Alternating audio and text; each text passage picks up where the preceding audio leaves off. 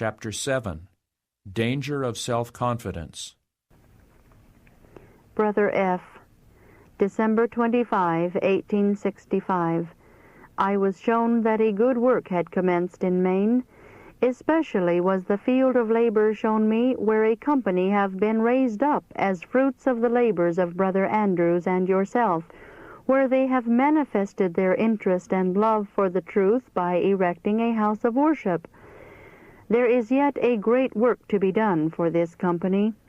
Quite a number have been converted to the theory of the truth. Some have decided from the weight of evidence.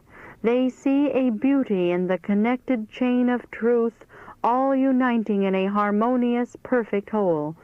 They love the principles of the truth, yet they have not realized its sanctifying influence. These souls are exposed to the perils of the last days. Satan has prepared his deceptions and snares for the inexperienced. He is working through his agents, even ministers who despise the truth and trample upon the law of God themselves, and teach all who will listen to them to do the same. This company, who have received unpopular truth, can be safe only as they make God their trust and are sanctified by the truth which they profess. They have taken an important step, and now need a religious experience which will make them sons and daughters of the Most High God, and heirs to the immortal inheritance purchased for them by His dear Son. Those who have been instrumental in presenting the truth to them should not withdraw their labors at this important period, but should still persevere in their efforts until these souls are gathered into the fold of Christ. Sufficient instruction should be given for them to understandingly obtain for themselves the evidence that the truth is, to them, salvation. I saw that God would do a still greater work in Maine if all who labor in the cause there are consecrated to Him, and trust not to their own strength, but to the strength of Israel. I was shown that Brother Andrews and yourself have labored hard, and have not had the rest which you should have given yourselves in order to preserve health. You should labor with care, and observe periods of rest. By so doing, you will retain your physical and mental vigor, and render your labor much more efficient. Brother F., you are a nervous man, and move much from impulse. Mental depression influences your labor very much. At times you feel a want of freedom, and think it is because others are in darkness or wrong, or that something is the matter, you can hardly tell what, and you make a drive somewhere and upon somebody which is liable to do great harm. If you would quiet yourself when in this restless, nervous condition, and rest and calmly wait on God, and inquire if the trouble is not in yourself, you would save wounding your own soul and wounding the precious cause of God. I saw that Brother F. was in danger of becoming lifted up, if he was enabled in his discourses to strongly move the feelings of the congregation. He would often think himself the most effectual preacher on that account. Here he sometimes deceives himself. Although he may be for the time the most acceptable preacher, yet he may fail to accomplish the most good. The preacher who can affect the feelings to the greatest degree does not thereby give evidence that he is the most useful. When Brother F. is humble and makes God his trust, he can do much good. Angels come to his help, and he is blessed with clearness and freedom. But after a time of special victory, he has too often been lifted up and thought himself equal to anything, thought that he was something, when he was only an instrument in the hands of God.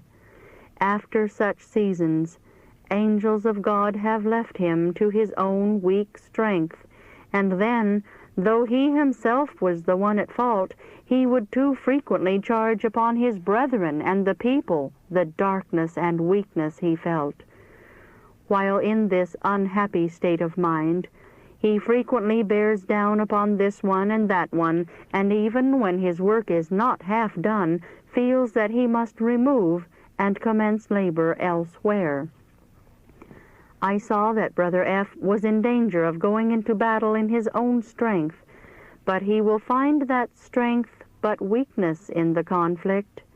While he made God his trust, he has often been successful in combats with opposers of our faith, but he has sometimes felt elated with the victory which God has given truth over error, and has taken the glory to himself in these conflicts. Self has been magnified in his eyes. I was shown that in his last 2 discussions he did not have the right spirit. Previous to the first, he became exalted by the flattery of men who love not the truth. As he listened to and acted some part in a discussion carried on between 2 who were not in the faith, he became lifted up and thought himself sufficient to enter the battle with anyone. And while he was so confident, he was in the very act shorn of his strength. God was displeased with his disregard of the counsel of Brother Andrews. His self-sufficient spirit came near making that discussion an utter failure. Unless there is a decided gain in these combats, there is always a loss. They should never be rushed into heedlessly, but every move should be made cautiously, with the greatest wisdom, for far more is pending than in a national battle. Satan and his host are all astir at these conflicts between truth and error, and if the advocates of truth do not go into battle in the strength of God, Satan will manage to outgeneral them every time. In the second combat, there was much, very much at stake. Yet here again, Brother F. failed. He did not engage in that conflict feeling his weakness, and in humility and simplicity relying upon the strength of God. He again felt a sufficiency in himself.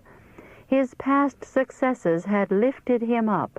He thought that the victories he had gained were very much due to his aptness in using the powerful arguments furnished in the Word of God.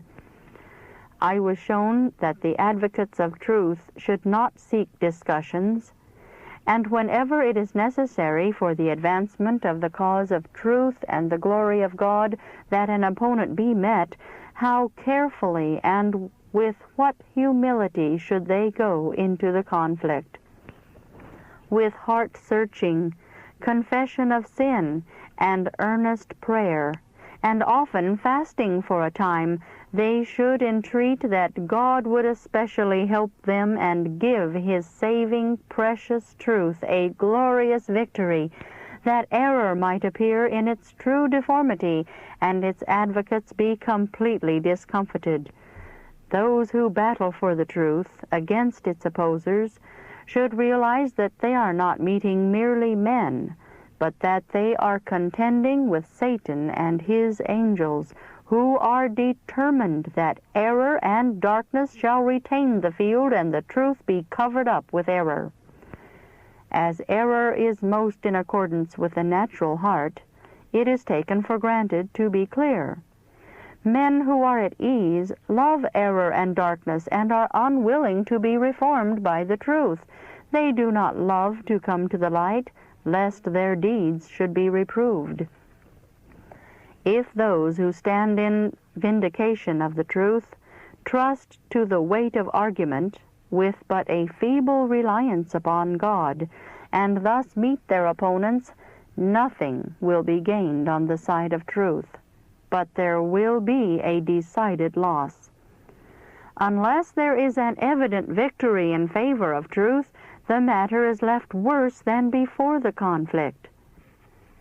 Those who might formerly have had convictions in regard to the truth set their minds at rest and decide in favor of error, because in their darkened state they cannot perceive that the truth had the advantage.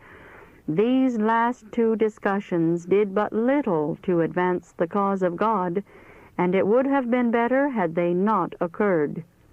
Brother F. did not engage in them with a spirit of self-abasement and a firm reliance upon God. He was puffed up by the enemy, and had a spirit of self-sufficiency and confidence, not becoming a humble servant of Christ. He had on his own armor, not the armor of God. Brother F., God had provided you with a laborer of deep experience, the ablest in the field. He was one who had been acquainted in his own experience with the wiles of Satan, and who had passed through the most intense mental anguish. He had been permitted in the all-wise providence of God to feel the heat of the refining furnace, and had there learned that every refuge but God would fail, and every prop upon which he could lean for support would prove but a broken reed. You should have realized that Brother Andrews had as deep an interest in the discussion as yourself, and you should have listened to the spirit of humility to his counsel and profited by his instructions. But Satan had an object to gain here, to defeat the purpose of God, and he stepped in to take possession of your mind and thereby thwart the work of God. You rushed into battle in your own strength, and angels left you to carry it on. But God, in mercy to his cause, would not suffer the enemies of his truth to obtain a decided victory, and in answer to the earnest, agonizing prayers of his servant, angels came to the rescue. Instead of an utter failure, there was a partial victory, that the enemies of truth might not exult over the believers. But nothing was gained by that effort, when there might have been a glorious triumph of truth over error. There were two of the ablest advocates of truth by your side, 3 men with the strength of truth to stand against one man who was seeking to cover up truth with error. In God you could have been a host, had you entered the conflict right. Your self-sufficiency caused it to be almost an entire failure. Never should you enter a discussion where so much is at stake, relying upon your aptness to handle strong arguments. If it cannot be well avoided, enter the conflict, but enter upon it with firm trust in God and in the spirit of humility, in the spirit of Jesus, who has bidden you learn of him, who is meek and lowly in heart. And then, in order to glorify God and exemplify the character of Christ, you should never take unlawful advantage of your opponent. Lay aside sarcasm and playing upon words. Remember that you are in a combat with Satan and his angels as well as with man. He who overcame Satan in heaven and vanquished the fallen foe and expelled him from heaven, and who died to redeem fallen man from his power, when at the grave of Moses, disputing about his body, durst not bring against Satan a railing accusation, but said, "The Lord rebuke thee." In your last 2 discussions, you despised counsel and would not listen to God's servant, whose whole soul was devoted to the work. God, in his providence, provided you an adviser whose talents and influence entitled him to your respect and confidence, and it could in no way have injured your dignity to be guided by his experienced judgment. God's angels marked your self-sufficiency, and with grief turned from you. He could not safely display his power in your behalf, for you would have taken the glory to yourself, and your future labors would have been of but little value. I saw, Brother F., that you should not, in your labors, lean upon your own judgment, which has so often led you astray. You should yield to the judgment of those in experience. Do not stand upon your own dignity and feel so self-sufficient that you cannot take the advice and counsel of experienced fellow laborers. Your wife has been no special help to you, but rather a hindrance. Had she received and heeded the testimonies given her more than 2 years ago, she would now be a strong helper with you in the gospel. But she has not received and really acted upon that testimony. Had she done this, her course would have been entirely different. She has not been consecrated to God. She loves her ease, shuns burdens, and does not deny herself. She indulges in indolence, and her example is not worthy of imitation, but is an injury to the cause of God. At times, she exerts a strong influence over you, especially if she feels homesick or discontented. Again, in church affairs, she has an influence over you. She forms her opinion of this brother or that sister and expresses dislike or strong attachment, while it has frequently been the case that the very ones she takes into her heart have been a source of great trial to the church. Her unconsecrated state leads her to feel very strong attachments to those who manifest great confidence and love for her, while precious souls whom God loves may be passed coldly by, because no fervent expressions of attachment are heard from them toward herself and Brother F. And yet, the love of these very souls is true, and is to be more highly prized than that of those who make such protestations of their regard. The opinion your wife forms has a great influence on your mind. You often take it for granted that she is correct, and think as she thinks, and act in church matters accordingly. You must exemplify the life of Christ, for solemn responsibilities rest upon you. Your wife is responsible to God for her course. If she is a hindrance to you, she must render an account to God. Sometimes she arouses and humbles herself before God and is a real help, but she soon falls back into the same inactive state, shunning responsibilities and excusing herself from mental and physical labor. Her health would be far better if she were more active, if she would engage more cheerfully and heartily in physical and mental labor. She does not lack the ability, but the disposition to act. She will not persevere in cultivating a love for activity.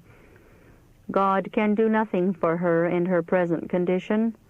She has something to do to arouse herself and devote to God her physical and mental energies.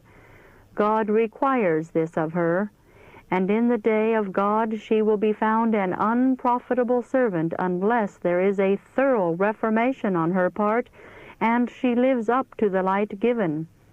Until this reformation takes place, she should not be at all united with her husband in his labors. God will bless and sustain Brother F. if he moves forward in humility, leaning upon the judgment of experienced fellow laborers.